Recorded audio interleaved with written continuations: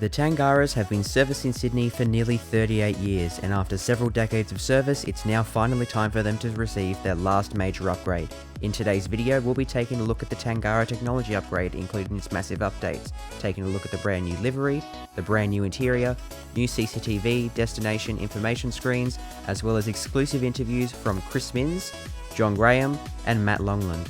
As per usual, this video will be divided into several chapters, so if there's one section in particular that you're interested in this video, you can go down to the scrolling bar at the bottom of your screen to scroll through to various chapters throughout the video. Starting off with, we'll be taking a brief look at the history and general overview of the Tangara Technology Upgrade. Starting off with, on the 5th of June 2024, it was announced by the New South Wales Labor government that the upgrade will be going ahead after several years of delays and cancellations by the former Liberal government. Originally, the services were supposed to be upgraded, all of them, by this point. However, the upgrade was then held off and cancelled, likely due to COVID-19 and lack of funds for upgrades. However, in 2024, it was resumed, and it was announced that Tangara services would be extended by 12 years for their entire life, going up to around 50 years of service. This would allow for more frequent services on many lines, and also saving a lot of money, meaning we weren't having to get more trains. The upgrade is designed to tackle the many problems of the Tangara trains, such as lack of security, lack of information, and also many internal problems such as trains breaking down, brake issues, accelerator issues, and much more. This upgrade will fix all of them and will allow for a more reliable service on the Tangaras, bringing them up to the reliability of trains such as the Waratahs. Some key changes that you'll notice as passengers is things such as brand new destination and information screens throughout the train, including the exterior destination screens after decades of not being used, finally working again, showing destinations for services, brand new interior announcements and information screens, and it's most likely that the announcements from guards will sound a lot like the ones you hear on the Oscars. Hopefully though, this doesn't mean those muffled announcements that we've been recently getting on newly upgraded trains. Here's an example of an Oscar announcement which was recently upgraded a few months ago, and as you can hear, the announcements are very muffled. This train will stop at Walleye Creek. I'm really hoping that this isn't the case on the Tangaras, and that they've hopefully managed to fix this issue. One final major addition to the Tangara Technology Upgrade would definitely have to be the CCTV and security systems, helping to keep passengers more safe when on board Tangara services, and also to help prevent the nut jobs who mess around in the train cabs by breaking in, riding on the back of the trains, ripping off seats, and so much more. There'll also be some minor upgrades to existing features, such as brand new help points, new and improved lighting and air conditioning, and as well as improved security on cab doors. It's now time to move on to the next section of the video, where we'll be taking a look to see where the trains are being upgraded and when they're going to enter service. Starting off with where the trains are upgraded, from what I understand, the train upgrades are mainly being carried out at Main Train in Auburn, which is one of the primary upgrade centres for many trains, and where you'll see a lot of the new suburban Oscars being converted there at Auburn Maintenance Centre.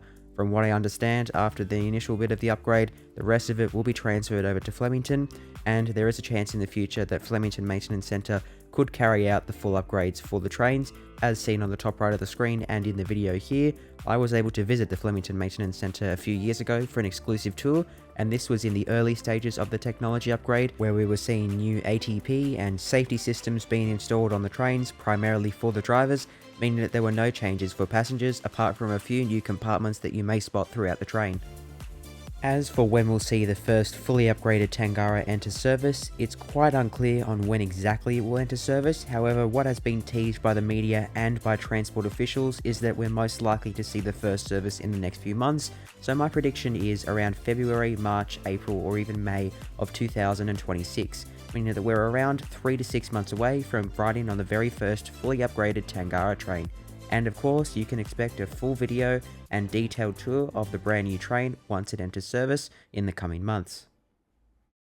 We'll now be moving on to the next part of the video, where we'll be taking a look at some exclusive footage provided by Sydney Times, which is a popular media outlet that provides various bits of footage, audio and photos for media outlets across Australia, where they've provided some footage taken a few weeks ago of a lot of fit-out work that was being completed on the initial first 8-carriage set, which you've seen throughout this video. The full clip is about 2.5 minutes long, so I thought I would just provide you with the entire raw clip, showing various angles of installments throughout the train for the new upgrade.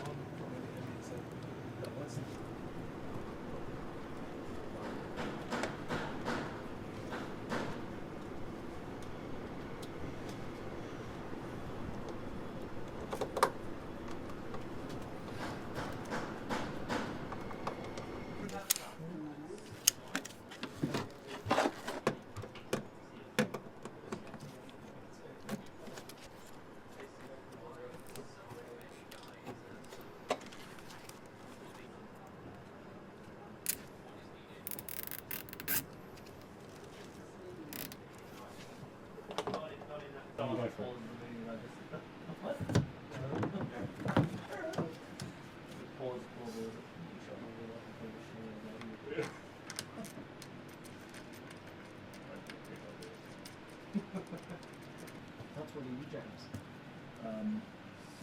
6'4", 6'5", 6'6", 6'6". Go.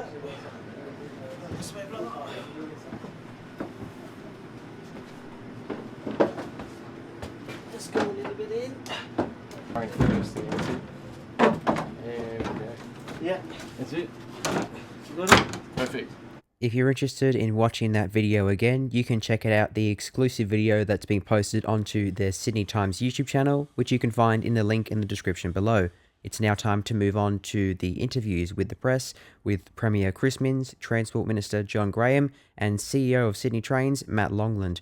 We'll first be starting off in order of the highest role, of course, with Premier Chris Minns interviewing with the media about the new Tangara Technology Upgrade and what to expect for the people of Sydney with these new trains.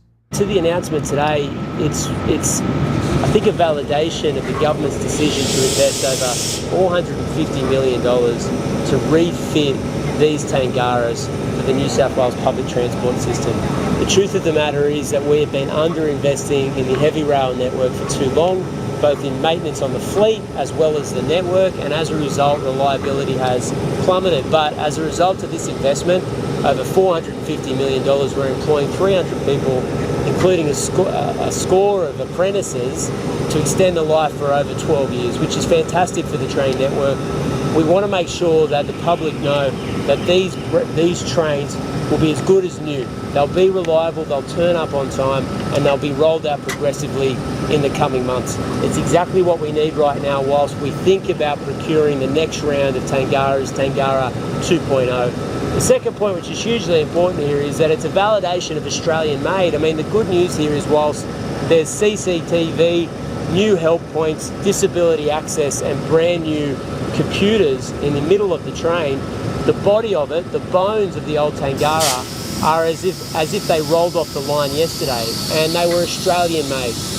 Australian workers up in the Hunter producing these magnificent trains that have served Sydney for decades and will continue to work for another 12 years. And that's what we're going to be looking at when we look at Tangara 2.0 or the rest of our heavy rail fleet, investing in Australian made services. Even if we pay a bit more, we trust Australian know-how, and we believe that the gear that they built is built to last. And that's a cost saving at the back end of the project. And as you've seen with these Tangaras, if we can roll them out, save the taxpayers a bit of money and increase reliability, that's exactly what we want to do. Look, you're going to see more of these announcements in the months ahead. We believe that the transport system's been robbing Peter to pay Paul. The metros have been fantastic for Sydney, but spending on the metros can't come at the expense of the heavy rail network. It's responsible for getting tens of thousands of people to and from work. We have to reintroduce reliability into the network, and the only way that's going to happen is if we start spending proper money on maintenance and repair for the heavy rail network for Sydney. I'm delighted to be here with the Premier too, and with the member for Auburn to update on this important rollout here of the upgrades to the Tangara fleet. This is good news for passengers, but also for workers. For passengers, this will mean improved reliability. These trains will be much more reliable on the network. For workers, well, we're building up the jobs that'll be essential for us to build back the skills to be able to drive rail manufacturing in New South Wales. 300 workers, part of this plan, doing this important work, refurbing, almost recreating the Tangara carriages within the bones, as the Premier said, of the trains that rolled off the production line in Broadmeadow in Newcastle. It will mean better reliability though. The CCTV, the changes to the front and the back of the train to stop buffer riding will mean we have far less incidents on the rail network. That'll be good for reliability. That'll really allow us to boost services. These Tangaras are running approximately 1 in 4 of the train journeys on the network, and they have been more subject to vandalism. That will improve, and reliability will improve as a result. We've seen recently a scathing report from the Auditor General about some of the previous train procurements. Some of those trains, the intercity fleet, the regional trains, are up to 6 years late, some of them still not on the tracks, and we lost, as taxpayers, $2.5 billion over the original projections. That Auditor General's report, absolutely scathing. When it came to the Tangaras, there was simply no plan to refurb or replace them when we came to government. We're making those plans now. We've learnt 2 lessons from that Auditor General's report. Firstly, as the Premier said, we need to invest in the heavy rail system. The metro rollout is at its peak at the moment, those 3 lines, but we need to invest in heavy rail. 1 million passengers and more are relying on it every day. And secondly, we need to consult with the workforce. You can't design a train without asking the train driver how it works. That does slow the process down at the start, but as we're rebuilding rail manufacturing in New South Wales, there will be a real focus on that consultation. In the end, we'll save time and we'll save money for taxpayers. When we went to the last election, the government made it clear what it would like to see in those Tangara replacements. We'd like to see 50% meeting that definition of local content that New South Wales and the other states are using. So this program that we're running, and the train behind us is the first of our modified Tangaras. The most important operational improvement is a new central computer system on the train. So the operating system. These trains behind us, very well built. They're an icon of our fleet and one of the real workhorses, particularly on the T4 line. The reality is that these trains are about 3 or 4 times less reliable than a modern Waratah train. So we are seeing delays caused by system issues with this train. So this investment we're putting in is about upgrading the central system, ensuring that we can run it reliably for that 10-year period, but also delivering passenger improvements, so passenger information, screens on the train to tell you the next stop, help points, and also improved disability access. So really important considerations, particularly for passengers on the T4 line, where the majority of these trains are operating. This model of train has traditionally not had any cameras on board. The computer system that runs the train didn't have the capacity to support onboard cameras. We've now fitted out cameras, multiple cameras in every carriage, the same standard that we have in our Waratah fleet and our modern fleets on the network. We've got live access to the guard on the train. We've got help points to be able to assist passengers, and we believe that having these additional features will help to manage what we've seen lately, which is a real scourge in security incidents, people riding on trains, breaking into trains, graffiti and the like, particularly on that T4 corridor. And that's all for the detailed summary of the media interviews between Chris Minns, John Graham and Matt Longland with the media just after their initial tour of the newly upgraded Tangara train. It's now time for this video to come to an end, as we've now taken a look at all the huge major updates that have come for the Tangara Technology Upgrade. I cannot wait to see these trains rolling out over the next few months and years, and I look forward to making future videos on this topic. Expect an update video in around 3 to 6 months on the Tangara Technology Upgrade, possibly with the update video being the tour of the very first train in service. Thank you all so much for watching, and a massive thanks to those who provided the video clips for this video.